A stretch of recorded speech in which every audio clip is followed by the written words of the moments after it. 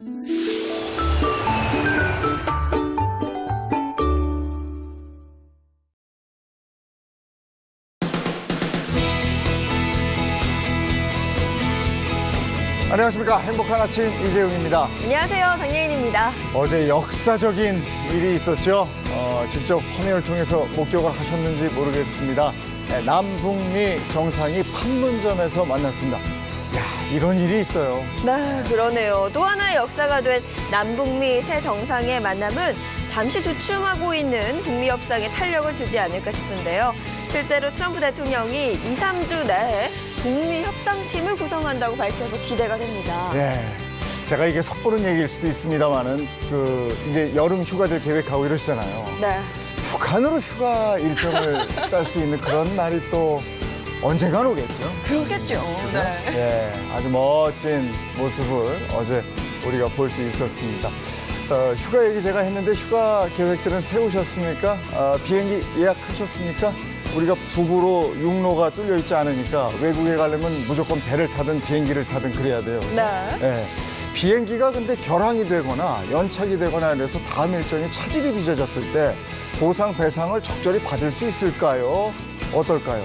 이거 알아보겠습니다. 네, 지금은 장마 전선이 조금 주춤하고 있기는 하지만 요 근래 비가 참 많이 내리면서 습기도 좀 높아지고 꿉꿉하다라는 생각들 많이 하실 것 같은데요. 그 이야기 전에 이제 습도 완벽하게 제거할 수 있는 비법 전해드리도록 하겠습니다. 네, 7월이 시작됐습니다. 월요일 행복한 아침 지금 시작합니다.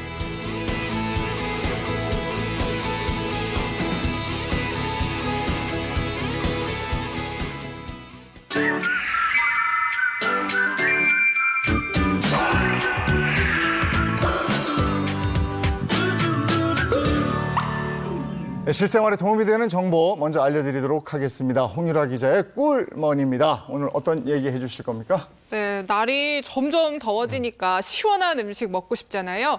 시원하고 또 새콤달콤하고 건강에도 좋은 바로 이런 과일이 오늘의 주제입니다. 과일이군요. 제가 별명이 참외 귀신이에요.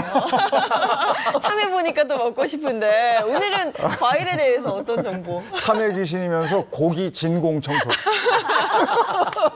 비밀인데 이렇게 말씀하시면 안 되죠. 아니 근데 여러분들 이런 과일 주로 어디서 많이 사세요? 과일 뭐 시장, 마트 이런 데서 사지 않나요? 대부분? 그렇죠. 저도 그렇죠. 네. 네, 시장이나 그런데 마트 가죠. 네. 그렇긴 한데 이런 과일을 뭐 지하철, 키즈 카페 이런 데서도 살 수 있습니다. 이거 좀 말이 안 되는 것 같은데. 키즈 카페랑 이런 데서 따로 거기서 과일 팔아도 되나? 거기서 그거 행상하고 이러면 걸려요. 네. 안 돼. 그렇지는 않고요. 그런 게 아니라 이제 보면은 지하철에 홍대 입구역 또 뭐 용산역, 왕십리역 등에는요 바나나 자판기가 설치돼 있습니다. 그 자판기였어. 그 바나나 보면은 안에 이제 자판기 안에 최적의 온도로 한 13도로 유지를 해서 이 바나나 맛도 좋고 신선하게 유지를 하는 건데요. 가격이 바나나 한 개에 1,100원. 두 개에는 2,000원에 판매되고 있고요. 또 지금 화면에 나오는 것처럼 보면 휴대하기 쉽게 바나나 케이스까지도 같이 판매가 좀 되고 있습니다. 저는 실제로 이용을 해봤어요. 예, 특히나 그래요? 네, 행복한 아침 하기 전에 이제 직장 다닐 때 네네네. 지방 출장 갈 때 용산역에서 저 바나나 하나씩 자판기에서 꺼내서 먹으면서 지방 가고 그랬어요. 그래요? 네네. 근데 바나나 케이스도 따로 돈 주고 사고 하거든요. 케이스까지 있으니까 정말 좋은데 바나나만 있을까 싶기도 해요. 다른 것도 있을까요? 아니요, 있죠. 강북에 있는 키즈 카페에 있는 자판기에는요, 사과도 같이 판매를 하고 있습니다. 또 과일뿐만 아니라 신선식품들도 판매가 되고 있거든요. 보면은 계란도 있고, 뭐 샐러드도 있고, 간편식까지 판매를 하고 있기 때문에 사실 식사 대용으로도 꽤 괜찮은 거죠. 계란도 살 수가 있어요? 근데 사진으로 보니까 다 이렇게 한 끼 대용으로 먹을 수 있는 것들이라서 너무 좋은데 유통기한이 좀 걱정되기도 해요. 유통기한이 짧은 그렇죠. 것들이라서. 네. 그런 걱정하실 수 있는데 사실 관리자가 모바일 전용 앱으로 신선식품 유통기한을 실시간으로 점검 다 하거든요. 그리고 유통기한 지난 제품은 바로바로 판매를 중단할 수 있습니다. 그래서 크게 뭐 걱정은 안 하셔도 되고요. 뿐만 아니라 물건을 사는 사람도 이 앱을 실행해서 자주 이용하는 곳은 이제 등록을 해놓으시면 구매 현황, 뭐 재고 현황도 다 확인하실 수 있고요. 또 포인트로 적립, 결제도 다 가능한 부분입니다. 또 이제 구매 패턴을 데이터 분석을 합니다. 그래서 나에게 필요한 영양소, 부족한 영양소는 뭔지 이제 거기에 따라서 또 제품을 추천해주는 개인 맞춤형 서비스도 제공이 되고요. 예전에는 자판기는 그냥 이렇게 커피 자판기밖에 없었는데 요즘엔 정말 다양해요. 거기다가 과일에다가 다른 또 즉석 식품 같은 것도 팔고 이러더라고요. 네, 굉장히 유용할 것 같은데 아무래도 시장이나 마트보다 가격이 좀 비싸지 않을까 싶거든요. 조금 저렴하게 과일 구입할 수 있는 방법은 또 뭐가 있을까요? 그래서 준비를 했습니다. 여름철 과일 싸게 사는 꿀팁이고요. 자세하게 좀 소개를 해드릴게요. 먼저 진짜. 저는 보시면- 이제 요거 준비하신 거예요? 요거 준비. 제가 과일 진짜 좋아하거든요. 네. 첫 번째 보실까요? 첫 번째는 네. 로컬 푸드 직매장을 활용하는 겁니다. 저희 확실히 싸지. 예. 네, 로컬 푸드는 이렇게 멀지 않은 데서 오는 지역 농산물들을 얘기를 하는데요. 보통은 한 반경 50km 안에서 생산이 되는 농산물들을 얘기를 합니다. 이 농림축산식품부의 조사에 의하면요. 이런 데서 사는 로컬 푸드 사면요. 일반 소매가의 한 10%에서 70% 정도는 또 저렴하다고 해요. 그러니까 70%까지요? 네, 굉장히 저렴하죠. 저렴한데 신선도도 좋고 또 안정성도 괜찮으니까 이런 로컬푸드 찾는 주부들이 최근에 좀 늘고 있습니다. 예. 네. 근데 로컬푸드 직매장이 어디 있어요? 저는 본 적이 없어가지고요. 전국 곳곳에 좀 있는데요. 충남 금산, 또 충북 옥천과 영동, 경기도 수원, 전라북도 완주 등에서 직거래 장터를 운영하고 있습니다. 또 경상북도에서는 농특산물 전문 쇼핑몰이죠. 경북 고향 장터를 운영하고 있고요. 또 서울에서도 종로, 동대문, 또 양천, 영등포, 서초 등에서 이런 로컬푸드 직매장을 운영을 하고 있습니다. 그렇구나. 로컬푸드 직매장에서는 그럼 과일뿐만 아니라 다른 농산물도 싸게 살 수 있나요? 맞아요. 과일, 채소뿐만 아니라 농산물 가공품, 또 축산물도 저렴하게 이용을 하실 수 있습니다. 네, 로컬푸드 직판장은 우리가 차 타고 가다 보면은 주변에 있던데. 일용인의 옥수수. 진짜 직판장이네요. 지금 갖다 가지고 하시오. 아니 근데 이런 게 아니고 우리가 드라이브 삼아서 아니면 어디 여행 갈 때 네. 곳곳에 있으니까 이 로컬푸드 매장에 가서 과일 싸게 사가지고 가져가서 네. 거기서 즐겁게 가족들하고 먹고 이러면 되겠어요. 두 번째로 싸게 살 수 있는데 어디예요? 두 번째 뭔가요? 두 번째는 바로 과일 축제 현장에서 축제 현장. 예. 과일 하는 축제. 네, 여러 개 있는데요. 네. 전북 진안에서는 다가오는 7월 27일부터 28일까지 수박을 저렴하게 살 수 있는 수박 축제가 열립니다. 진안 동양의 수박들을 무한으로 이제 구입할 수 있는 기회인 거고요. 네. 또 충남 논산으로 가보시면은 7월 19일에서 8월 18일까지 또 토마토 페스티벌이 진행이 됩니다. 충북 옥천으로 가보시면은 7월 26일부터 28일까지 또 포도와 복숭아를 축제 열리가 예정이고요. 네. 축제도 즐기고 과일도 저렴하게 구입하면은 좋지 않을까 싶네요. 축제 가면 각종 게임들도 있단 말이에요. 아이들이 굉장히 좋아하죠. 수박 같은 경우는 썰어놓고 수박 빨리 먹기, 네네. 또 씨 멀리 뱉기, 이런 게임들이 있으니까 더 재밌게 즐길 수 있고 거기서 또 저렴하게 과일을 구입할 수 있다니까 얼마나 좋습니까, 그죠? 예, 이렇게 저희가 자판기부터 해서 과일 싸게 구입할 수 있는 꿀팁까지 모아서 알려드려 봤습니다. 다음 소식은 뭡니까? 네, 다음 주제는 제가 준비했습니다. 제가 여기 또 박스에 준비했는데요. 자, 바로 이겁니다. 그거 제습기잖아요. 제습기네요. 장마 좋습니다. 예. 이번에 또 기상청에서 되게 슬픈 정보를 또 알려줬는데요. 네. 7월 초부터 장마가 또 시작이랍니다. 그래서 이제 주위에 이제 비가 많이 오면 이제 습기가 이게 문제잖아요. 예, 그래서 오늘 이거 준비했습니다. 맞아요. 빨래도 잘 안 마르고 굉장히 꿉꿉한 네네. 냄새가 가득하고 전뿐만 아니라 신발짝이나 옷짝에 곰팡이 생길까 봐 그게 또 그렇게 걱정돼요. 아니 이미 장마가 시작된 거고 네네. 어제도 창문을 이제 환기 좀 시키려고 양쪽 쪽 다 열어놨더니 네. 집이 금방 습해지더라고요. 맞아요. 네, 저는 뭐 요즘- 김, 과자 이런 거 못 먹겠더라고요. 눅눅해지- 열면 동시에 그냥 아주 눅눅해져가지고 먹을 수가 네. 없어서 네. 안타까워요. 아니 뭐 정말 더위도 더위지만 사실 습도 높으면 네. 불쾌지수가 확 올라가잖아요. 그러니까 이게 더위가 더 심해지는 것 같은데 그래서 저도 제습제 있지만 네. 뭐 제습기 하나 들여놔야 하나 고민은 어. 하고 있어요. 그렇죠. 야, 이거 완벽하게 제습할 수 있는 방법은 뭐가 없을까? 예? 이런 거 고민되는데 방법이 있다는 거겠죠. 그렇죠. 예. 저는 주로 그물 먹는 땡땡 이런 거 넣어두기도 하고, 뭐 선풍기나 제습기 틀어놓는 경우도 그쵸. 있고요. 네. 요즘 우리나라 날씨는 뭐 이제 동남아 날씨 같다. 이렇게 그래요. 온도도 굉장히 높고 습도는 정말 어마어마하고요. 그래서 아마 집집마다 제습기 구비해 놓고 계신 분들도 많은 것 같더라고요. 근데 뭐 제가 보기엔 그 제습기가 꼭 필요한가 싶기도 해요. 요즘에 에어컨에 제습기 기능이 다 있어가지고 굳이 제습기가 필요할까? 뭐 이런 생각이 좀 들더라고요. 아니, 그래도 제습기만 하겠어요. 제습기가 괜히 나왔겠어요. 지금 다들 헷갈리시죠? 네. 그래서 저희가 또 조사를 해봤습니다. 보통 이제 장마철에 습도가 심하면 뭐 70에서 80%까지 올라간다고 해요. 그런데 반면에 적정 습도는 40%라고 하거든요. 저희가 임의로 습도를 맞춰놓고 과연 효과가 있는지 측정을 한번 해봤습니다. 영상 함께 하시죠. 네, 제습기 대 에어컨 습기 제거 성능 비교입니다. 스프레이로 물을 분사를 해서요, 습도를 증가를 시켜봤고요. 습도 70%로 맞춰놨고 50%까지 감소하는데 에어컨은 17분이 소요가 됐고 그리고 또 제습기는 15분입니다. 네. 보시다시피 에어컨보다 제습기가 좀 더 효과적으로 빠르게 습기를 제거를 했어요. 예, 예. 오. 그 에어컨 제습기는 뭐 쓰는 분들 많이 계시겠습니다만 네. 그거 전기 많이 먹지 않나요? 아니야. 그거 아닙니다. 제가 얘가 제가 들었는데 네. 이게 제습 기능으로 하면 냉방도 되면서 제습도 동시에 돼가지고 네. 이게 일석이조 효과를 누릴 수가 있대요. 그래서 전 이 정보를 딱 듣고 야, 이거 너무 좋다 생각했거든요. 예. 저 여기에 예. 또 재산의 반을 걸겠습니다. 이제 요거. 믿음이 안 가요. 오늘 제습 기능. 지난주도 재산에 반 걸었는데 그래. 걸어만 놓고 가져오는 건 없고 그러니까요. 그래갖고 오늘도 한번 봐요. 예, 저번에 재산의 네. 반을 걸어서 네. 그게 이제 틀렸지 않습니까, 제가? 네. 그래서 아직 그래도 제가 재산의 반이 남아 있습니다. 저번에 잃고 제가 맞아. 남아 있는 게 있어요. 예. 알았어요. 네. 오늘 확실히 자신 있다 이거죠? 그럼요. 예.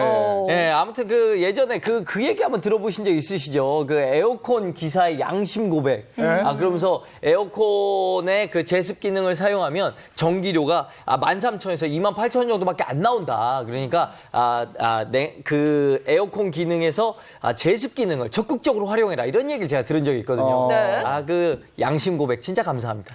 남편들 꼭 이렇게 얘기하고 제습기 안 사주더라고요. 에어컨 때면 되지. 이러면서. 아니야, 그래서 얘기하는 게 아니라니까요. 오늘 정수님의 재산에 반이 걸렸어요. 제가 다 걸었습니다. 예. 네. 그 대신 제가 이거 재산 걸었는데, 우리 행복한 아침에서 저에게 뭔가 거래를 해주셔야 되잖아요. 그래서 네. 저는 장애인 씨 자리 받도록 하겠습니다. 아니, 이제 제자리까지 위협을 하시는 거예요? 그 사이에 좀 들어갑시다. 아니 뭐야 내 의견은 상관이 없는 거야? 이거 지금 알았어. 사실 파악이 필요할 것 같아요. 자신만만해 하는데. 정말이에요? 네. 에어컨 제습 모드를 사용했을 때 보다 경제적인가요? 이거 관련해서 실험을 한 게 있거든요. 네. 대한설비공학회 발표 논문입니다. 그래프를 한번 보시게 되면은요.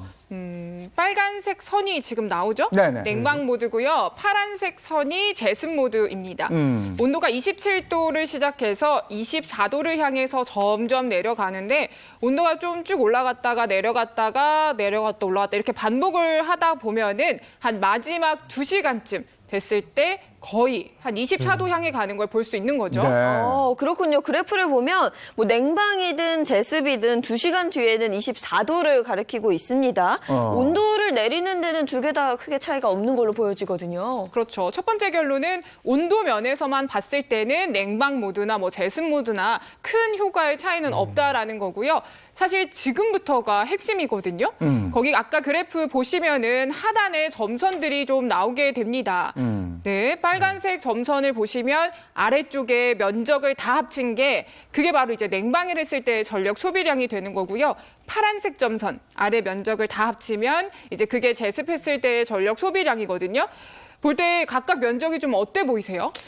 이렇게 육안으로 봤을 비슷한 것 같기도 때는요. 하고요. 비슷해 보이는 것 같아요. 패턴도 비슷해 보이고. 네. 맞아요. 논문을 네. 쓴 쪽에서도 거의 비슷하다고 하거든요. 네. 그러니까 냉방했을 때 또 제습했을 때 전력 소비량이 상당히 같다는 것을 알 수 있는 건데요. 그러니까 정리를 하면은 냉방 모드나 이 제습 모드나 같은 시간 동안 뭐 3시간이든 2시간이든 비슷하게 틀었으면 요금은 똑같다라는 얘기입니다. 그렇구나. 그러면 그게 그러면 그게 그 양심 고백 그거 어떻게 되는 겁니까? 이거 2만 원밖에 안 나온다 그랬는데 이상하다. 이것도 예. 그래서 한 방송사에서 추정치를 뽑아본 게 있어요. 네. 4인 도시가구 월 평균 전력 사용량 찬자부 자료 토대로 조사를 한 거고요. 벽걸이형 있고 스탠드형 있고 분리해서 조사를 했습니다. 이게 한 달 내내 제습 모드로 에어컨을 가동한다는 전제인데 그렇게 해봤더니 벽걸이형은 42만 7천 원이 나왔고 스탠드형은 100만 원 넘게 나왔거든요. 제습으로 돌렸더니요? 굉장히 많이 나오네요. 그런데 사실 우리가 24시간 내내 네. 뭐 1년 365일 돌리지는 않잖아요. 이거 뭐 24시간을 돌리든지 뭐 하루에 2-3시간을 돌리든지 뭐든지 간에 그러니까 에어컨에서 냉방 기능하고 제습 기능하고 틀었을 때 비슷하다는 거 아니에요? 네. 예, 재산 반. 죄송합니다. 그게 일단 이 기사님을 잡아서 그분의 재산을 반을 받아오도록 하겠습니다. 기사님 연락 좀 주십시오. 드리겠습니다. 예. 아이고 참. 예. 자. 실내 온도가 그러니까 떨어져야 되는 건가? 예? 뭐 어떻게 되는 그러니까 거예요? 방법이 네. 있는 게요. 그러니까 일단은 실내 온도를 어느 정도로 낮춘 다음에 그 다음에 제습 기능을 트는 게 좋다고 네. 합니다. 이제 에어컨의 제습 기능은 그 더운 열기를 밖으로 빼주는 실외기가 돌아가지 않는 만큼 그 자체로는 전기요금이 조금 덜 든다고 하거든요. 근데 아무래도 적정 온도까지 내가 원하는 희망 온도까지 낮추려면 이 제습 기능을 굉장히 오래 틀어야 돼요. 네. 그러다 보면 냉방 기능하고 비교했을 때 뭐 전기요금이 비슷하거나 아니면 오히려 조금 더 늘어날 수도 있는 거죠. 네. 그래서 가장 최대한 효율적으로 사용하는 방법은 내가 일단 희망하는 온도까지 적정 온도까지 내리고요. 그래서 네. 냉방을 틀어주고 적정 온도까지 왔다 하면 그때 제습으로 돌리는 거죠. 네. 그렇게 사용하면 이제 적정 온도도 쭉 유지가 되고 전기요금도 훨씬 덜 쓸 수 있다고 합니다. 실내 온도를 일단 낮춰놓고 써라. 예, 그러면은 제습 기능을 아주 효율적으로 사용할 수 있다 이런 얘기예요. 네, 맞아요. 알겠습니다. 근데 선풍기는 어때요? 선풍기도 창문 쪽에다가 이렇게 틀어놓으면 네. 그게 이렇게 습한 기운을 밖으로 빼주니까 괜찮다 이런 얘기를 제가 들은 게 있어서. 근데 제가 이거 자신하는데요. 네. 이거 효과 없습니다. 선풍기 안 돼요. 선풍기 안 되고, 요거 진짜 그 기사님의 제사 반 걸겠습니다. 뭘 자꾸 거시는데 자꾸 틀려서 뭐 걱정이에요. 아니야. 이거 아니야, 진짜로. 이거는 진짜 안 돼요. 제가 해봤어. 안 돼. 아니 근데 정말요? 걸어만 놓고 오는 게 없으니까. 그러니까요. 회식이라도 할 줄 알았는데. 글쎄. 오늘 그러면 오늘. 알았어요. 근데 선풍기 진짜 효과 없는 거예요. 네. 그래서 또 실험을 한번 해봤습니다. 과연 선풍기는 제습 효과가 있는지 함께 보시죠. 네, 스프레이로 물을 분사해서 저희가 습도를 이번에는 90%로 만든 이후에 선풍기를 작동을 시켜봤는데요. 네. 결과 궁금하시죠? 90%에서 56%까지 낮추는 데 걸리는 시간은 바로 30분이었습니다. 그렇군요. 네. 선풍기를 틀면 공기가 순환되니까 그 과정에서 어느 정도 습도가 제거될 수가 있겠어요. 네. 어렵지 않을까라고 또 재산의 반을 거셨는데 그러니까 또 틀렸네요. 제거가 되긴 되네요. 네. 제가 되네요. 근데 어쨌든지 간에 하여간 제습 효과는 제습기라는 게 따로 있긴 있으니까 네. 제습기가 효과가 있긴 있는 모양이죠. 그렇죠. 온도를 낮춰놓고 트는 게 핵심이네요. 근데 그 제습기라는 거를 그러면 살 때 기왕이면 어떤 걸 어떻게 사야 되는 건지 그것도 좀 알아봤으면 좋겠어요. 네. 이왕이면 뭐 큰 거 사는 게 좋지 않을까요? 기계는 큰 거 이렇게 싸고 무조건 제습 확 한 반에 딱 되게. 네. 그렇지 않고요. 네. 이제 제습기도 적정 용량이 있어요. 네. 그러니까 우리 집의 면적을 보시면 되거든요. 우리 집 면적의 절반 정도의 용량을 사시는 게 좋습니다. 그러니까 우리 집이 이제 30평이다, 99제곱미터다 하면은 그 중에 절반. 그러니까 55제곱미터, 그러니까 15평짜리 면적의 제습기를 사는 게 좋아서 15리터짜리를 사는 게 좋아요. 그리고 일일 적정 그 제습량도 좀 보시는 게 좋은 게요. 이제 가정에서 거실에서 사용을 한다. 그럼 한 10리터 정도의 그 용량을 사시는 게 좋고요. 그리고 만약에 방에서 사용한다면 5에서 7리터 정도가 적당하다고 예. 합니다. 사실 주부님들이 가장 궁금해하시는 건 이거예요. 기왕이면 저렴하게 살 수 싸게. 있는, 싸게 살 수 있는 방법 좀 알려주세요.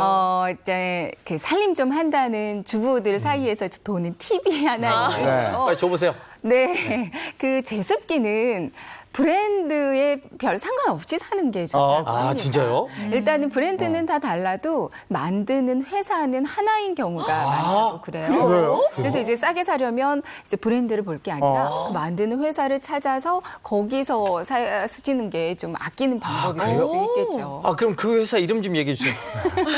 그거 안 돼요? 네, 아니, 그러니까 안 돼요? 찾아보시면 쉽게 그 회사에서 찾을 수 만들어서 브랜드 붙여서 이렇게 납품을 하는 거예요. 그런 경우가 그렇구나. 많대요. 네. 아, 근데 그 주변에 보면 이제 제습기 사놓고도 제습기를 틀면은 열이 나와서 좀 더워진다는 분들도 있는데 이건 뭐 어쩔 수 없는 건가요? 그렇죠. 에어컨은 이제 실외기가 밖에 있잖아요. 네. 더운 연기가 밖으로 나가는데 제습기는 같이 있으니까 집에서 계속 더운 열기가 나올 수밖에 없거든요. 그때 방법이 하나 있는 게 이제 선풍기예요. 네. 제습기를 틀면서 선풍기를 같이 틀어주면 네. 훨씬 그 실내 온도를 낮추는데 이렇게 더 이상 올라가지 않게 하는데 효과가 조금 있습니다. 아, 그런 방법이 있었군요. 네. 예, 사용할 때도 이거 알고 사용하면 좋겠어요. 네. 예, 알겠습니다. 네. 네. 그리고 또 한 가지요. 제습기 사용하실 때는 그 그늘에 제습기를 가급적 그늘에다가 두시는 게 네. 좋고요. 창문은 열지 않고 이제 방문까지 닫아놓고 사용하는 게 좋다고 그래요. 그리고 또 공기가 좀 이동할 수 있게 제습기를 설치할 때는 벽면에서 한 15cm 정도는 떨어뜨려서 네 그렇게 사용하는 게 좋다는 팁도 있습니다. 네. 그리고 뭐 제습기는 사실 가급적 장시간은 사용하지 않는 게 좋습니다. 왜냐하면 너무 오래 사용하면은 건조해지거든요. 안구 건조증이 생길 수도 있고 뭐 산소 부족 현상이 생길 수도 있기 때문에 최대한 제습기는 사람이 없을 때 한두 시간 정도 창문, 방문 꼭꼭 닫아놓고 튼 다음에요. 다 틀고 나서는 다시 창문 열고 환기를 시키는 게 좋긴 합니다. 실내 제습은 뭐 그렇게 해요. 뭐 거실이라든지 방이라든지 이런 데는 제습기를 사용하시든지 뭐 에어컨으로 하시든지 한단 말이에요. 근데 디테일하게 들어가서 세부적으로 옷장이라든지 신발장이라든지 이런 데도 하고 싶단 말이죠. 네. 그런 부분은 제습제 넣어둬야죠. 제습기? 네, 저는 제습제 네, 사서 넣어둡니다. 저도 제습제 사실 쓰긴 하지만 네. 주변 일부 얘기하는 게 일부 제습제는 혹시 뭐 안 좋은 물질 같은 거 있지 않을까 걱정하는 얘기 하시더라고요. 그래서 저 같은 경우는 약간 애가 있으니까 이제 네. 천연 제습제 많이 사용하는 편인데 그래가지고 소금이라든가 이제 숯 뭐 이런 거 갖다 놓기도 합니다. 저희 집에도 그 숯 하나 들어가 있던데 그게 어느 정도 효과가 있는지 그게 참 궁금해요. 네. 아, 그거 방송에서 보면 다 된다 그랬거든요. 네. 방송에서 다 된다 그런 건 되는 겁니다. 네.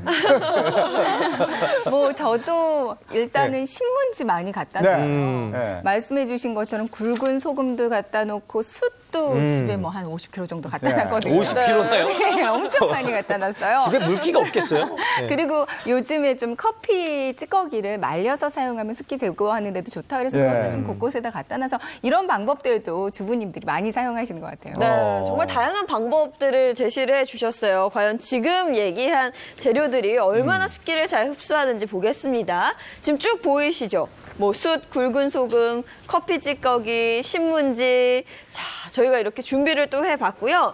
4개의 통에 끓는 물을 넣어놔서 습도를 임의적으로 올려둔 상황이에요. 네. 습기가 차 있어요 지금. 네, 얼마나 효과가 있는지 또 곽사부님과 열정 남편, 네, 정수님이 한번 확인해 야, 주시죠. 이것도 일종의 대결이라고 볼 수가 있는데요. 여기 이제 두 곳에는 소금과 굵은 소금, 커피 찌꺼기가 들어갈 겁니다. 네. 이쪽 두 곳에는 네. 숯 그리고 신문지가 들어갈 거예요. 오. 그럼 이거 열면 이게 습기가 날아가는 거잖아요. 네. 그렇죠. 그러면 얼른 넣어야 돼요. 넣어야죠. 똑같이. 네. 아, 대결의 공정성을 위해서? 네. 아, 좋습니다. 자, 저는 굵은 소금하고 커피 찌꺼기를 넣어볼게요. 네. 시간 제한도 있나요? 네. 잠깐만. 자, 같이. 아, 맞아. 같이 준비, 뚜껑 따요. 이렇게 먼저 준비해 놓고요. 준비해놓고.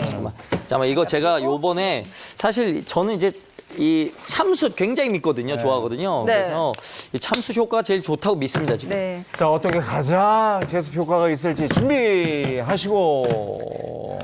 자, 우선 넣겠습니다. 하나 더. 자, 네, 넣겠습니다. 시작. 네. 자, 지금 일단 현재 지금 습도가 자, 79%. 소금 들어갑니다. 소금 79, 들어가고 79%. 소금 들어갑니다. 여기도 습도가 나와 있나? 81%. 예. 소금. 습도는 70에서 80 정도로. 네. 네. 자, 빨리 닫아야 되는데. 소금을 많이 넣었구나.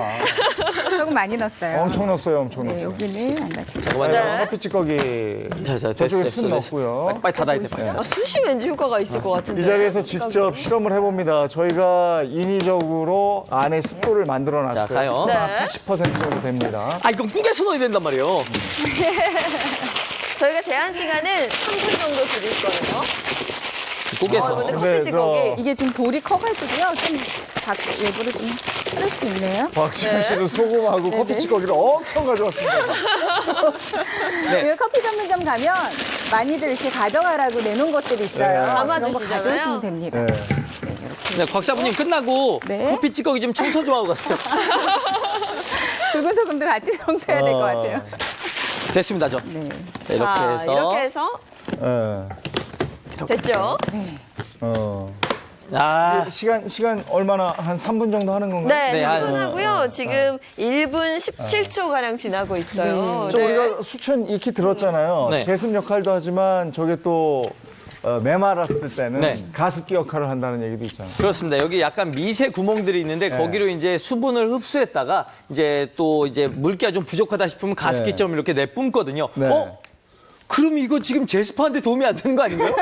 아니지 지금 습기가 차 있으니까 빨아들이겠죠. 엄청 아, 일단 빨아들이겠네요. 네. 아, 일단 저는- 빨아들였어요. 잽싸게 빼야겠어요. 저는 소금이 굉장히 네. 자신이 있는 게요. 네. 우리 그 제습제 안에 보면 물 먹는 땡땡 거기 안에 그 염화칼슘 하나 들어있거든요. 그만큼 굉장히 습기 제거해 주는데 도움이 많이 됩니다. 그래서 아무래도 소금도 이제 화학식으로 보면 염화, 나트륨, 그러니까 염소가 같이 들어가 있잖아요. 그렇기 때문에 소금이 가장 효과가 있지 않을까 하는 생각이 들거든요. 저 자신 있습니다. 그렇군요. 그리고 저는 또 신문지가 네. 좋다고 생각이 들었던 게 가끔 이렇게 눅눅해질 때 빨래 말릴 때 신문지 놓고 말리는 경우도 있잖아요. 뭐 이제 주부님들이 많이 장마철에 사용하시는 팁 중에서 하나가 신문지예요. 네. 신문지는 뭐 집안 곳곳에다가 놔두면 정말 좋은데요. 이제 무엇보다도 이제 빨래 말릴 때 빨래에서 냄새 나고 장마철엔 그렇거든요. 그래서 건조기에다가 이제 빨래 하나 널고 신문지 하나 널고 빨래 하나 널고 신문지 하나 신문지 널고 널고. 이렇게 하는 경우가 많이 있어요. 신발 안에 넣어놔도 좋아요. 그렇죠. 신발장에서도 좋고 예. 뭐 여러 군데 뭐 신문지 장마철에 신문지만큼 이렇게 또 좋은 게 없더라고요. 그 예전에도 한번 우리 그런 거 실험한 적 있었는데 그 장화나 뭐 이런 데다가 신문지 말아 넣어놓고 그러면은 그쵸. 빠진다 그러는데 근데 그 냄새는 잘 안 빠지는 것 같더라고요. 냄새는 또 커피 찌꺼기가 좋다고 그러던데. 네네. 그럴 때는 커피 찌꺼기 말려서 사용하셔도 네. 되고요. 그리고 이제 신문지를 뺀 다음에 햇빛에다가는 한 번 정도 말려주시면 일단 냄새 같은 거는 금방 날아가니까 네, 그렇게 해주시는 게 좋죠. 아, 그렇게 귀찮은 걸 뭐하러 씻는지 모르겠어요. 아, 지금 3분 되지 저희가 않았어요? 네, 이야기 나눈 사이에 3분이 지났습니다. 네네. 잠깐만, 요거 이렇게 하시죠. 만약에 대결을 지금 이렇게 해서 네. 대결해서 가장 최하위를 기록한 걸 가지신 분이 네네. 오늘 아침 사기. 아, 그래요? 좋죠? 좋습니다. 아 여기 이게 저게 그렇게 된 있어. 건가요? 네. 온도가 있어. 앞에서 지금 보이나요? 습도가 있어요. 습도계가 있어요. 습도계가 있어요. 네네. 네. 습도계가 있어서 얼마나 떨어졌는지 아까 뭐 거의 70% 80% 네. 그렇게 굉장히 높았었거든요. 네. 얼마나 되는지 한번 확인해 보도록 하겠습니다. 네. 자, 먼저. 꺼내서 네. 볼게요. 쌀을 한번 볼까요? 네, 이게 굵은 아, 굵은 소금이에요. 소금? 네, 쌀이랑 비슷하게 생겼죠. 네. 아까 한 여기 보세요. 80까지 갔었는데. 아까 오. 70, 80까지만 올라갔어요. 확 떨어졌네. 지금 51%까지 떨어졌어요. 51? 네. 51. 굵은 소금. 예. 이거 잠깐 넣어놨는데도 이렇게 많이 떨어졌어요. 네. 실이 효과가 있네요. 효과 굵은 좋은 소금. 거고요. 네. 오. 그리고 자, 그러면 이어서. 네. 커피 찌꺼기예요. 커피 찌꺼기. 커피 찌꺼기는 얼마나 되는지. 아까 역시 80% 가까이 올라갔었거든요. 한번 보세요. 네. 74. 74. 아, 별로 안 떨어졌네. 소금이 더 낫네. 네, 소금이 훨씬 효과가 좋죠. 그러면 저 커피 찌꺼기는 탈취용으로 쓰는 걸로 하죠. 뭐. 일단 제가 보니까 오늘 곽지연 씨가 오늘 식사를 할 것 찌꺼기 같네요. 불안한데요. 예. 자, 그럼 제가 이거 수치죠. 자. 네. 숯도 궁금한데요? 자, 수술. 과연 효과가 박사부님은 있을까요? 한번 볼까요? 54% 나왔습니다. 숫도 맞는 얘기였어요. 아, 그렇죠. 52, 이 52. 다시 올라가네요. 네. 예. 실효 효과가 있네요. 네, 오. 자, 이렇게 해서, 자, 52. 숫 효과 있었어요. 자, 곽사부님 정도는 제가 신문지. 꺾을 수 있겠네요. 자, 마지막 신문지. 저는 신문지 잘 신문지가 됐을 것 같아요. 가장 좋았을 것 같아요. 네, 제 생각도요. 네, 자, 신문지 보겠습니다. 신문지. 보겠습니다. 62%. 오, 62. 많이 안 떨어졌는데? 그러니까 순서로 따지면 붉은 소금이 1위고요. 네. 그리고 숯, 네. 그다음에 신문지, 네. 그다음에 마지막으로 커피 찌꺼기는 거의 떨어지지 않았다. 그러네. 그러면은 오늘 식사는 곽사부님이다. 식사는 쏘셔야 된다. 이렇게. 천연 제습제로는 그러면 굵은 소금을 네. 헝겊 같은 데다 넣어서 그러니까 습기가 많은 곳에다가 넣어놓으면 네. 확실히 효과가 있다. 네. 그다음에 숯 아까 곽전 씨 집에는 50kg까지가 있다고 했는데 네네. 그거 말고 숯은 곳곳에 이렇게 넣어놓으면 제습 효과도 있고 네네. 또 공기를 좋게 만드는 효과도 있다고 들었어요. 맞아요. 네. 그러니까 숯 확실하게 좋네요. 그리고 신문지 같은 경우는 신발에 왜 이렇게 아무래도 제습효가 조금은 있으니까 네. 이렇게 안에다가 넣어놓으면 냄새도 좀 없어지고 네. 제습 효과도 있고 이렇게 쓰이면 되겠네요. 네네. 알겠습니다. 예. 왜 이렇게 웃어요? 청소하고 가려고 많이 흘린 것 네, 같아요. 제가 아까 이거 지저분한 거 정리하라 그랬더니 지금 정리하고 계십니다. 안 그러셔도 됩니다. 네. 오늘 확실히 제습 효과 알아봤습니다. 그리고 아까 그것도 한번 정리하죠. 네. 제습기하고 에어컨하고 선풍기하고 이런 관계였는데 제습기를 에어컨에서 제습 기능을 사용하시려면 온도를 떨어뜨려 놓고 네. 제습기를 사용하는 게 제습 기능을 사용하는 게 그게 포인트였다 이런 네. 얘기죠. 네. 그리고 제습기 사용하실 때는 꼭 선풍기를 함께 네. 사용을 하시는 게 더욱더 효과점이라는 점 네. 네, 전해드립니다. 그리고 제습기 살 때 그 다 같은 제품 메이커 너무 현혹되지 마시고 예, 알맞은 걸로 사시면 되는 거고요. 알겠습니다. 고맙습니다. 네, 감사합니다. 자, 이제 법률 상식 알아보도록 하죠. 네. 어떤 게 준비되어 있는지 영상으로 먼저 확인하시겠습니다. 아, 이제 곧 휴가인데 좀 저렴하게 나온 항공권이 없나? 오, 대박!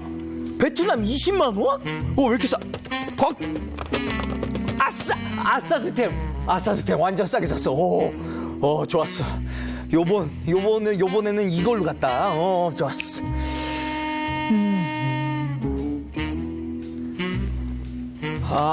다시.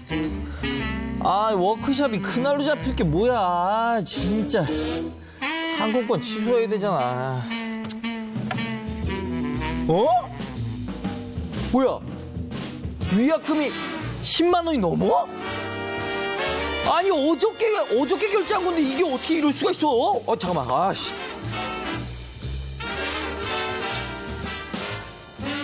네, 여보세요. 거기 행복항공이죠?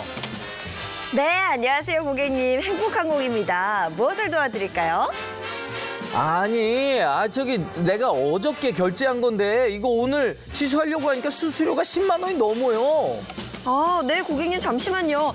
구매하신 항공권이 어떻게 되시나요? 네, 8월 7일 날 가가지고요. 12일 날 돌아오는 베트남 하노이 왕복권이요. 20만 원에 한 거. 고객님, 그건 특가 요금이라서 수수료가 6만 원씩 부과됩니다. 아니, 그게 아니고 내가 이게 오래된 게 아니고 어저께 했다고요. 어저께. 근데 어떻게 그렇게 비싸요? 고객님, 이거 항공권 구입하실 때 이미 동의하신 부분이라서 저희가 따로 도와드리긴 어렵습니다. 죄송합니다. 아니, 그게 아니고, 내 얘기 좀 들어봐봐요. 어저께 했다고, 어저께. 그리고 내가 알기로는 그 일주일 이내, 끊은 지 일주일 이내에만 이게 취소하면은 수수료가 안 붙는 걸로 내가 알고 있어요. 아닙니다, 고객님. 수수료는 결제 당일에 한해서만 부과되지 않고요. 이미 결제하신 지 하루가 지났기 때문에 수수료가 부과됩니다. 나 이거 전 재산이에요.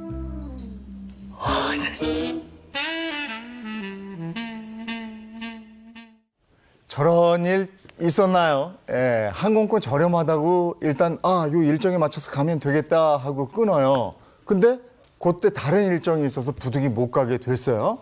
그래서 취소를 하려고 하는데 항공 일정은 아직 많이 남았는데 취소할 때 무슨 약관에 따라서 환불 수수료며 뭐며 뭐 내야 된다. 뭐 이런 얘기 왕왕 듣는단 말이에요. 네.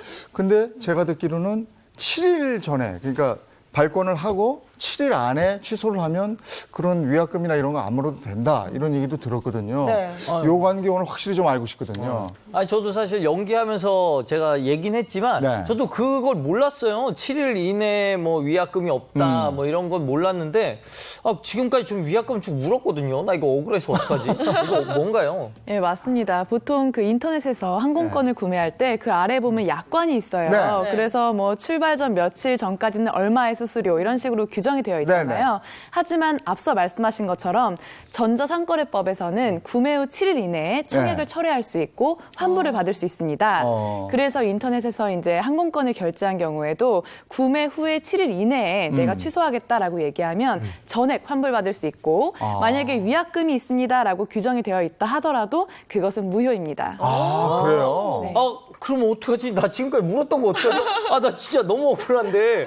아니, 그래, 왜 그런 거 있잖아요. 규정은 규정인데, 실제는 그렇지 않은 경우들이 종종 있더란 말이에요. 그래서 이걸 소송까지 간 경우가 있었는데요. 네. 최근 판결입니다. 네. 이 사안에서 당사자는 2017년 8월에 출발일을 한 40일 정도 앞두고 두 분이 호주 시드니로 가는 항공권을 결제를 했어요. 네. 그런데 여행사를 통해서 결제를 하고 7일 이내에 내가 취소하겠다라고 얘기를 했는데 여행사에서는 환불 수수료가 발생합니다라고 하면서 네. 그 발권 대행 수수료하고 그리고 항공사의 위약금을 적용해가지고 한 20만 원 상당을 제하고 돌려준 거예요. 그래서 이걸 가지고 이제 이 두 분이 소송을 제기를 했는데 그러셨구나. 예, 1심에서는 이제 그 기간이라든지 그리고 그 약관이 있었다라는 내용 때문에 네. 인정이 안 됐어요. 네. 그런데 최근에 있었던 항소심에서는 이러한 위약금은 무효다.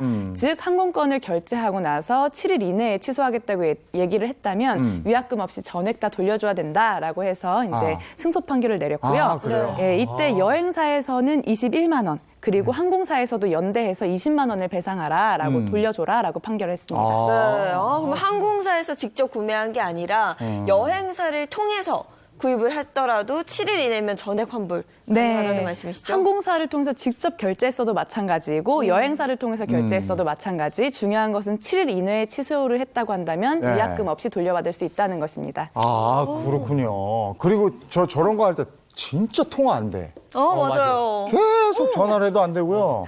그 전화가 무슨 전화인지 아니까. 알고 있나 봐요. 전화 받을 때. 그리고 하도 그런 전화로 이제 화내는 분들이 많아서도 네. 그런 이유도 있겠습니다만은 전화 아까 받아봐서 알잖아요. 굉장히 퉁명스러워. 네. 기계 같아요. 네네. 네. 아, 그거는 이미 계약하신 부분이시고요. 맞아요. 진짜. 되게 서운해. 그럼 막 답답하거든요. 네, 그래서 네? 이런 이제 그 규정과 판례들이 있다 보니까 이제는 그렇게 대응을 못 하실 거예요. 예, 점점 이제 변해가는 그런 사회가 될 것으로 믿습니다. 그리고 또 하나, 항공기가 이제 지연되거나 연착이 되거나 이래서 내가 다음 일정에 손해를 봤어요. 그리고 다음 일정에 차질을 빚었어요. 네. 이럴 때도 이런 걸 보상이나 배상 받을 수 있는 일단 경험이 그러니까. 있나요? 제가 예전에 제가 요즘에 육아 부부 강의를 많이 하거든요. 네. 그래서 이제 지방에 있었는데 그 지방 일정을 비행기로 잡았었어요. 근데 네. 그날 아침에 비가 와서 다른 곳은 다 근데 비행기가 다 떴는데 그 지역만 비행기가 안 뜨는 거예요. 예. 그래서 저는 이제 결국 그 강의장에 못 갔거든요. 그래가지고 굉장히 일단 비행기 표도 그렇고 강의 취소된 것도 굉장히 예. 화가 난 상태라 갔는데 이런 경우에는 저 강의 취소되고 뭐 이런 피해 보상도 세게 해줘야 되는 거 아닙니까? 그렇습니다. 근데 그것도 천재지변이라고 그러면. 그렇죠. 네. 결항사항이 천재지변일 땐 또 이게 안 되고 맞아. 이런 안 게 있지 된다고 않나? 또 그러는 거 예, 같아요. 경우에 따라서 달리 생각해 볼 네, 수가 네. 있는데요. 정말 그 과거에는 이렇게 지연이라든지 아예 결항이 되어버려서 네, 네. 그 여행객 입장에서는 제대로 목적을 달성하지 못했음에도 불구하고 항공사마다 배상이 제각각이었어요. 네. 어떤 항공사는 식사로 대체해서 제공하는 경우도 있고 어떤 경우에는 뭐 늦게라도 왔으니까 됐다 예. 이런 식으로 해서 배상을 거절하는 경우도 있었는데 이런 이제 불합리함 때문에 공정거래위원회에서 소비자 분쟁 해결 기준을 마련했습니다. 네. 이게 작년에 이제 개정이 되어서 훨씬 더 배상이 강화가 되었는데요. 먼저 앞서 말씀드리면 사실 천재지변이라든지 네. 악처 전후 이런 것들은 승객의 안전에 굉장히 위협이 되는 부분이기 때문에 이러한 점은 항공사에서 증명을 하게 될 경우에 그런 지연이나 만약에 결항이 됐다 네. 하더라도 배상에서 예외가 될 수 있습니다. 다만 그 제외하고는 전부 지연이라든지 연착, 결항 부분에 대해서는 배상을 해야 되는데요. 네. 한번 기준을 같이 살펴보실까요? 네.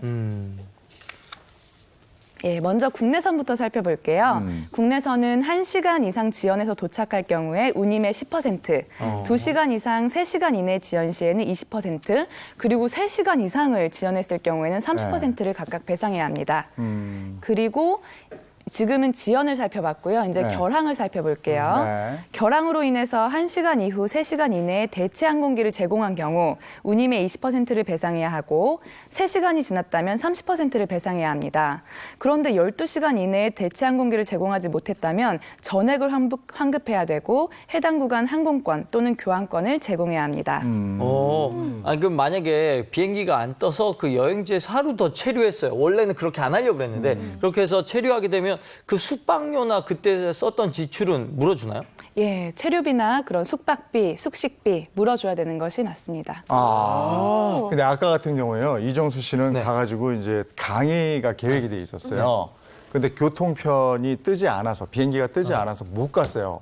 강사료는 물론 못 받았을 거고, 그다음에 그다음부터 거기서 강의가 있으면 이정수 씨 부르겠냐고. 그나 부르겠냐고. 근데 이런 것은 그러면은 아니 소송을 통해서만 가능한 건가? 예, 이 부분은 특별 손해라고 할 수 있어요. 네. 그러니까 그 항공사 입장에서도 각각의 승객마다의 사정이 있을 네, 거예요. 네, 그런데 그런 부분들을 다 감안을 해서 배상을 하기는 네. 어렵기 때문에 네. 이렇게 분쟁이 발생하게 되면 네. 사실 소송까지 가게 되더라도 입증의 문제가 생깁니다. 네. 그래서 이렇게 공정거래위원회에서는 소비자 분쟁 해결 기준을 마련한 것인데요. 네. 네. 일단 통상적인 손해로서는 방금 말씀드린 정도 선에서 네. 배상이 가능하다고 이해를 하시면 되겠습니다. 네. 근데 아까 이제 천재지변 부분도 잠깐 얘기했잖아요. 네. 특히나 제주 가는 분들이 그런 거 많이 경험을 했을 거란 말이에요. 맞아요. 가려고 하는데 제주도는 딱히 다른 방법이 없잖아. 그렇죠. 기차를 타고 갈 수도 없는 거고.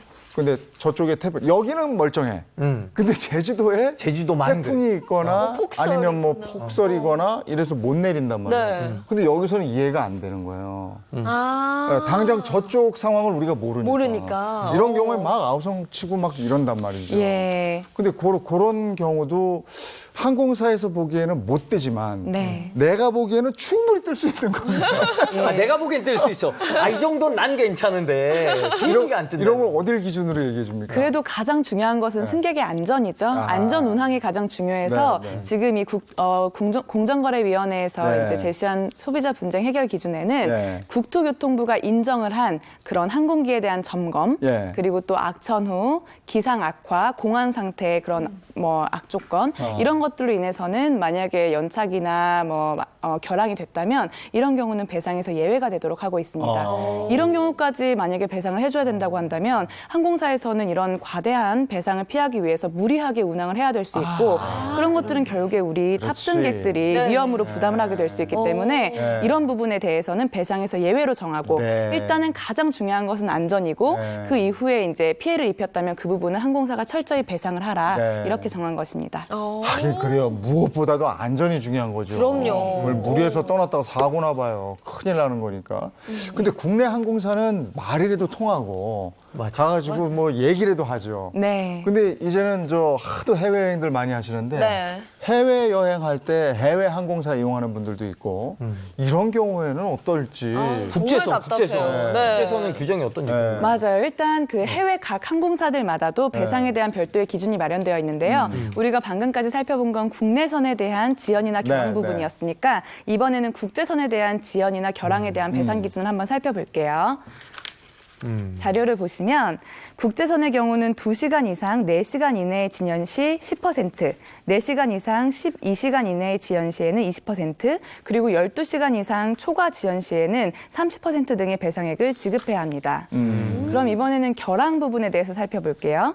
결항에 대해서는 일단 크게 운항 시간에 영향을 받습니다. 국제선이다 보니까 아주 장거리라서 뭐 운항 시간이 4시간을 초과하는 경우도 있을 수 있고 네. 4시간 이내로 이제 동남아라든지 조금 그나마 근거리인 경우가 있는데요.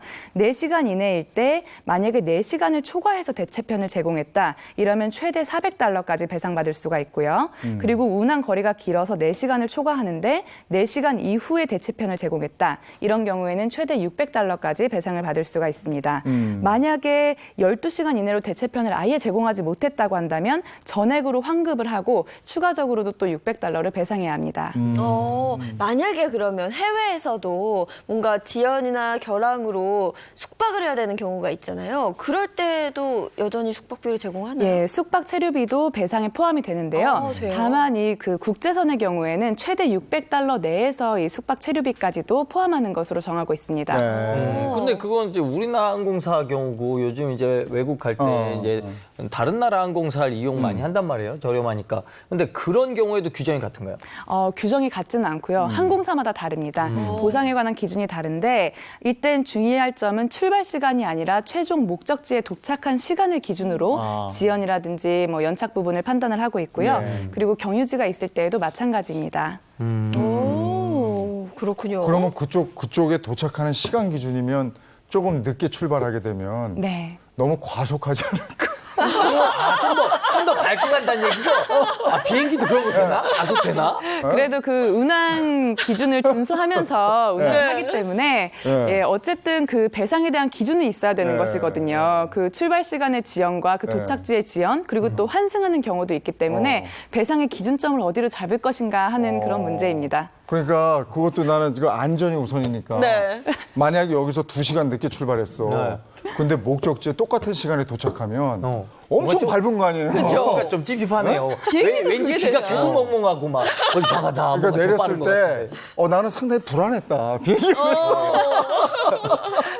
그럴 수도 있을 것 같아. 그리고 또 미국 항공사인가요? 거기 오버부킹이라는 거 하잖아요. 네. 근데 오버부킹 같은 거 해서 내가 못하게 되는 경우도 있다고 들었거든요. 네. 네. 이럴 때도 충분한 배상을 해주는지 모르겠네요. 미국은 워낙에 그 비행기가 아주 주요한 교통수단이기 네. 때문에 아예 승객이 그 제 시간에 도착을 못해서 예약한 그 정원만큼의 승객이 못 도착할 거를 미리 예측을 하고 정원보다 더 많은 예약을 받습니다. 그렇게 되기 때문에 이제 그 항공기가 뜰 시간에 뭐 이 비행기를 포기할 것인지 네. 이런 것들을 먼저 온라인으로나 아니면 이제 유선상으로 항공사에서 먼저 그 승객들에게 묻는데요. 이때 만약에 자발적으로 내가 이번 항공기를 포기하겠다라고 하면 개별적으로 항공사하고 협상이 들어갑니다. 네. 그래서 보상금과 추가적으로 대체되는 그런 항공기의 클래스 등을 협상할 수 있게 되고요. 그렇게 해서 이제 조절을 하는데도 만약에 이제 정원 이상으로 초과가 된다면 어쩔 수 없이 탑승을 거절당하는 경우가 생겨요. 그래서 이렇게 탑승을 거절당하게 되면 이때는 충분히 배상을 해야 되도록 정하고 있습니다. 그런데 그런 말 들은 적 있어요. 특히나 이 항공권 배상은요. 목소리 큰 사람이 이긴다고 더 좀 크게 오버액션한 사람들이 이긴다 뭐 이런 얘기 들었거든요. 이것도 그래요?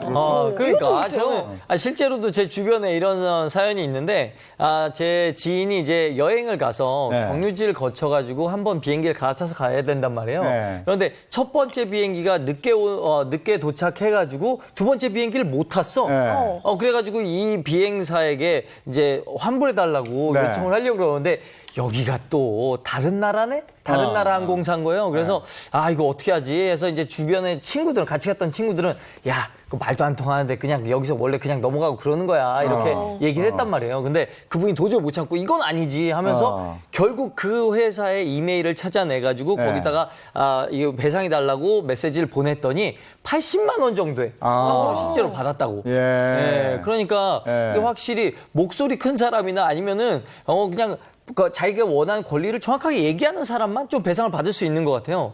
이게 이제 직접 얘기하지 않으면 배상 못 받는 겁니까? 이렇게?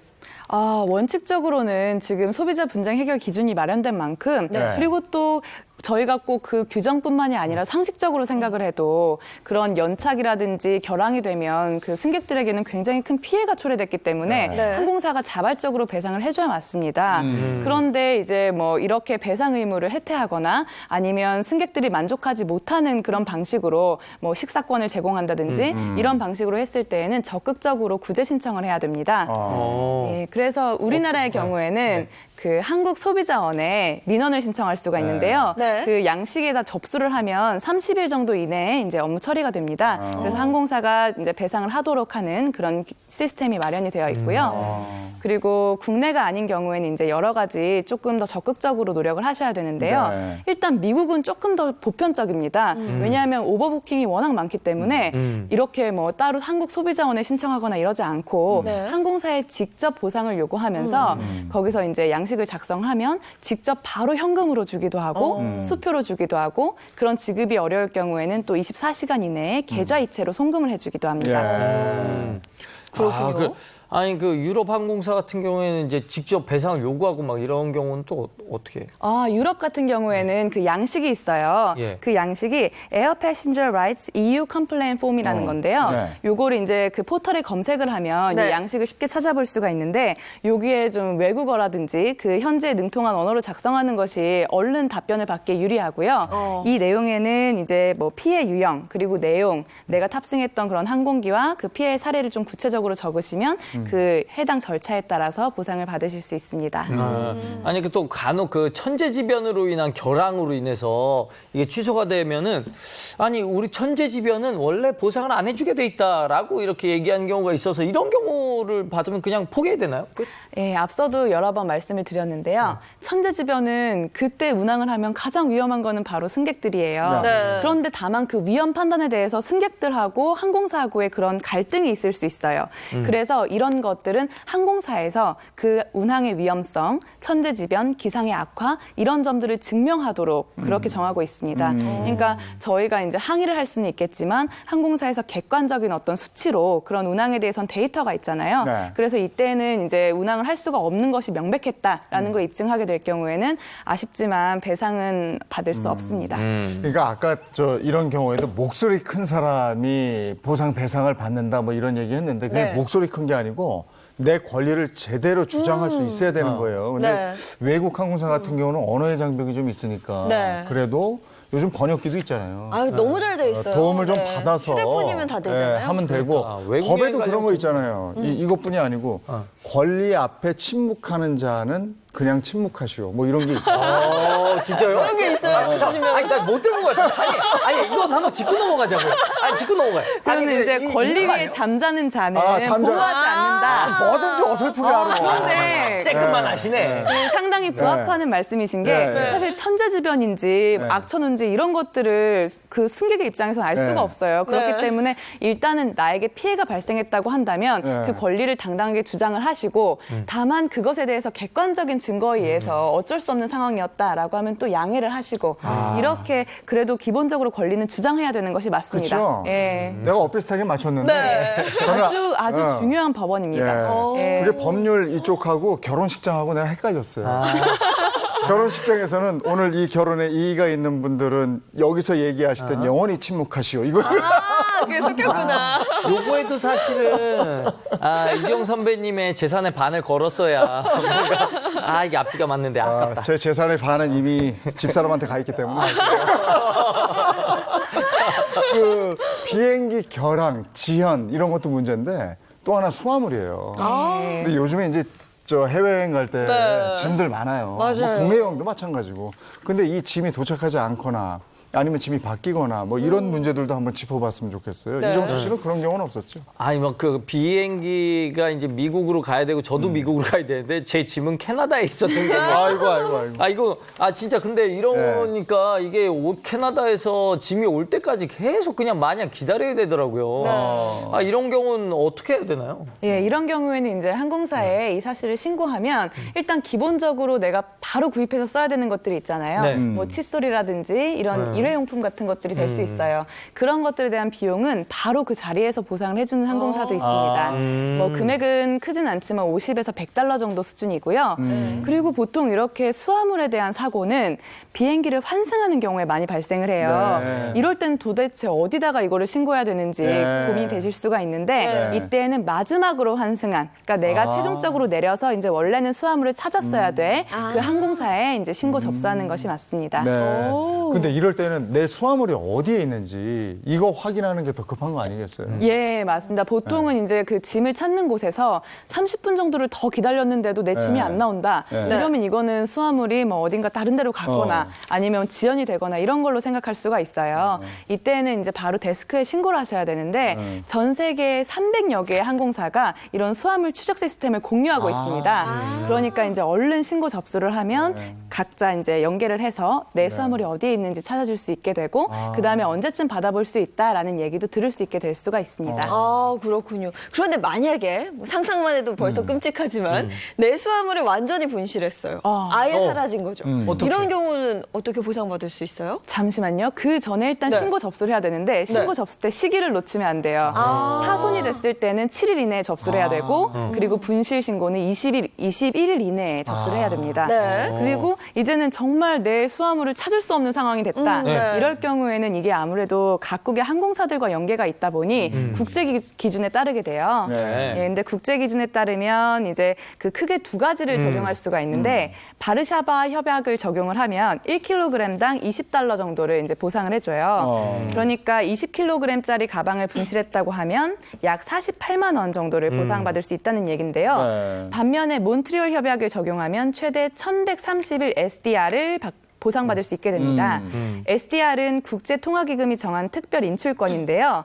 1131 SDR은 약 우리나라 돈으로 180만 원이에요. 근데 이 선진국 대부분이 제가 방금 말씀드린 이 몬트리올 협약을 따르고 있는데 우리나라의 그 소비자 분쟁 해결 기준도 몬트리올 협약이 기준입니다. 네. 그런데 문제는 선뜻 이 180만 원을 보상해 준다고 내주는 항공사는 흔치 않아요. 그렇겠죠. 그렇기 때문에 이제 고객이 적극적으로 내가 이제 내가 피해를 입은 그 수화물의 가치가 얼마 정도다라는 거를 증명을 해야 됩니다. 네. 일단 실종됐으니까 무조건 그 안에 금부치가 있었다고 얘기해야 되는 거 아니에요? 금부치가 있었고 다이아몬드가 있었고 비싼 고가의 전자장비가 있었고 이렇게 얘기해야 되는 거 아니에요? 아, 죄송하지만 이 부분은 사기가 될 수가 있어요. 그래요? 지금 수화물 그 피해를 빙자한 사기가 될 수 있기 때문에 이런 건 안 되고요. 다만 증명하기 위해서 살짝의 꿀팁을 드리면 이제 접수하기 전에 그 수화물 그 포장했을 때 사진 그리고 잠깐 열어서 사진 그렇게 촬영해 두시는 게 좋습니다. 예. 그거 그렇게 하다 여기 혹부터 들어가. 그렇게 뭐라 금도끼가 니 도끼냐 은도끼. 아니 그러면은 또 여행 가방이라는 게 분실되고 뭐 이런 것도 있지만 그냥 파손되는 경우도 있단 말이에요. 막 던지고 이렇게 네, 바쁘게 하다 맞아요. 보면 맞아요. 그런 경우는 어떻게 보상을 받을 수 있나요? 파손되는 경우에도 원칙적으로는 보상을 받을 수가 있는데요. 네. 다만 그 새 제품에 그 여행 가방을 넣었는데 그게 흠집이 나고 좀 너덜너덜해졌다. 이거는 수화물로 붙일 때 당연히 고객이 좀 감수해야 될 부분이에요. 네. 이런 부분은 안 되지만 손잡이가 떨어졌다든지 아니면 바퀴가 탈락했다든지 이런 부분은 그 여행 가방의 기능을 제대로 할 수 없는 손상이기 때문에 이런 부분은 보상받을 수 있어요. 다만 원래 그 여행 가방이 어땠는지 그 캐리어가 어땠는지를 좀 사진으로 증명을 하게 된다면 조금 더 합리적인 보상을 받을 수가 있고 또 어떤 항공사에서는 아예 비슷한 제품으로 이제 주기도 하는 경우도 있습니다. 이럴 때는 어때요? 그 가방 안에 있는 개인의 이 물품이 손상이 된 거죠? 그 가방 안에 있는 물품이 이 수화물 그 운송 도중에 손상되었다는 걸 증명하기가 좀 어렵긴 하지만 기본적으로는 보상 대상입니다. 그런데 다만 주의할 점은 고가물은 배상에서 제외가 돼요. 보통 운송약관에 보면 그 고가물에 대해서는 배상을 하지 않는다라는 것이 적시되어 있거든요. 그래서 고가물의 경우에는 보통 뭐 금부치라든지 이런 것들은 탑승할 때 비행기에 이제 착용을 하고 가지고 탑승하는 게 좋습니다. 네. 승객끼리 분실됐을 때는 어떻게 해요? 승객끼리 분신된 경우 가방이 바뀌어가지고 가져간 잘못 거예요. 가져간 똑같이 생겨가지고. 그 영화에서 그런 거 많이 보죠. 그러니까. 그러고서는 꼭 둘은 사랑이 연결된다. 둘이 연결돼. 딱 열어봐. 해야 되겠네요. 이걸 찾아야겠다. 이러면서 이렇게 만났는데, 괜찮아. 이 경우 어떨 것 같으세요? 전 좋을 것 같은데요. 아니 서로 찾아내서 서로 간에 합의를 해야 될 것 같은데 그죠? 그렇죠. 이건 사실 여행사에서 그 항공사에서 잘못했다고 볼 수가 없어요. 일단은 그 자기 짐인 줄 착각해서 잘못 가져간 승객이 잘못한 것이고 어떻게 보면 남아있는 승객은 비슷한 가방이 있는데 이건 내 가방이 아니야. 이러면 이제 찾을 방법을 구해야 되는데 그때는 항공사에 도움을 요청할 수는 있습니다. 다만 보상과는 다른 문제고요. 보통은 항공사에서 이제 짐을 붙일 때 네임택이라고 해서 이름표, 주소, 전화번호 적는 경우가 많아요. 그래서 그 승객 번호라든지 탑승권 번호를 보고 이제 가져간 사람을 찾아서 서로 돌려주시는 그런 방법으로 진행하시면 될 것 같습니다. 이런 경우니까 영화 소재 관광지에서 많이 이용해요. 그렇죠? 예. 근데 제 경우는 여행 갔을 때 네. 그런 일도 좀 있었거든요. 여행 갔는데 가방 안에 뭐 한 2어 개가 없어. 그렇게 가방에 쌀 때 제가 놓고 간 게 아니고 없어요. 실제로 희한하네. 이동 중에 실종된 것 같은. 그럼 이런 경우에는 어떻게 해요?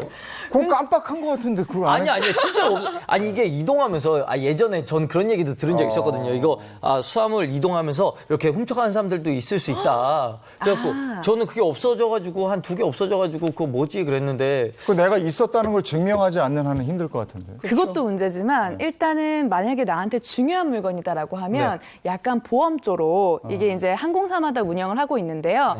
보통은 $1,000 정도 가치에 한 $5 정도의 돈을 내면 네. 만약에 그 물건을 잊어버렸다. 그러면은 그 전액을 다 배상을 해줍니다. 그러니까 이런 경우에는 배상을 이제 미리 보험조에 그런 가입을 하시는 게 좋고 그게 아니면 일단 집에서 좀 잘 찾아보시기를. 예. 하여간 항공 관련해서 네. 오늘 쭉 이런저런 얘기를 나눠봤는데 내가 부당한 일을 당했다고 생각하면 그냥 침묵하지 마시고요. 내 권리를 한번 주장해 보시는 게 중요할 것 같아요. 네. 예, 여러 가지 도움 말씀 고맙습니다. 고맙습니다. 감사합니다. 이번엔 날씨 알아보겠습니다. 네, 장마전선이 다시 소강 상태에 접어들었다고 하는데요. 그래서 그런지 날이 다시 더워지고 있는 게 아닌가 생각이 들기도 합니다. 야외 현장 바로 연결해 보도록 하죠. 김혜연 캐스터. 네, 7월의 첫날이 밝았습니다. 또 새롭게 시작하는 한 주의 출발 월요일, 한낮에 서울은 29도, 강원도 홍천은 32도까지 오르는 등 오늘도 내륙을 중심으로 30도 안팎까지 올라서 무더위가 이어지겠습니다. 통풍이 잘 되는 가벼운 옷차림이 좋겠는데요. 다만 남부지방에 계신 분들은 우산을 챙기셔야겠습니다. 장맛비는 아니고요. 서쪽에서 비구름대가 유입되고 있기 때문입니다. 당초 예상보다 비구름대가 빠르게 남동쪽으로 이동하고 있습니다. 오전까지 충청과 경북에 산발적으로 빗방울이 떨어지겠고요. 오후까지 호남과 경남은 5에서 30mm의 비가 돌풍 벼락과 함께 요란하게 내리겠습니다. 제주의 경우 장마전선의 영향으로 오후에 비가 내리겠습니다. 현재 서울 21.6도입니다. 낮 기온 서울 29도, 강릉 31도 등 어제만큼 덥겠고요. 대전, 전주 28도, 대구 29도까지 오르겠습니다. 따라서 전국 대부분 지역에서 자외선이 무척 강하겠고요. 호흡기에 치명적인 오존 농도까지 서쪽과 영남을 중심으로 짙어지겠습니다. 오후 시간 가급적 야외 활동은 삼가는 게 좋겠지만 외출을 하게 된다면 그늘이나 실내에서 움직이시기 바랍니다. 갈수록 기온은 점점 더 높아집니다. 서울을 기준으로 주 후반 낮 기온이 폭염특보 수준인 33도 안팎까지 치솟겠고요. 주말엔 남부와 제주에 장맛비가 내리겠습니다. 기상청에 따르면 앞으로 중부의 경우 최소 열흘간 장맛비 소식은 없을 것으로 예측하고 있습니다. 대신 폭염이 기승을 부리니까요. 더위 대비 보다 철저히 하시기 바랍니다. 지금까지 상암동 DDMC에서 오늘의 날씨였습니다.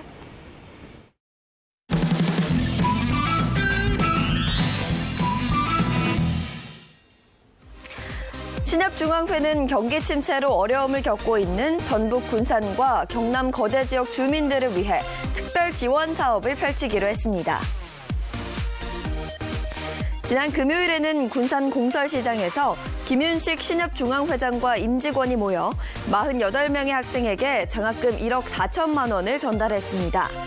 신협은 앞으로도 경기 침체 지역 주민들에게 1,000억 원의 대출을 지원하고 지역 경제 살리기 캠페인도 진행하기로 했습니다.